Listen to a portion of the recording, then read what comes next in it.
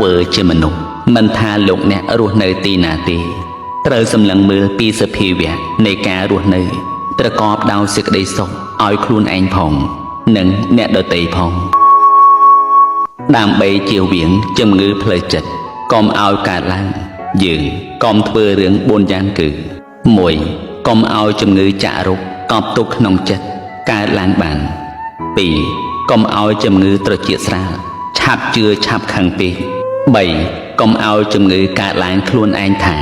ខ្លួននេះធ្វើអ្វីមិនចេះខុសនោះត្រូវតែរហូត 4. កុំឲ្យជំងឺខ្វះបញ្ញា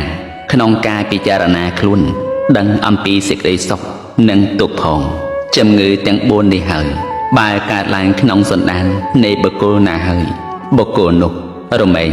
មានភាពបែកបាក់ក្នុងសង្គមក្រុមគ្រួសារឬក៏មិត្តភក្តិម្នាក់ខ្លះមើលមុខគ្នាមិនត្រូវព្រោះអាស្រ័យនៃទិដ្ឋិអាក្រក់រមែងពុំបាននៅសេចក្តីសុខនិងស្ងប់ចិត្តឡើយ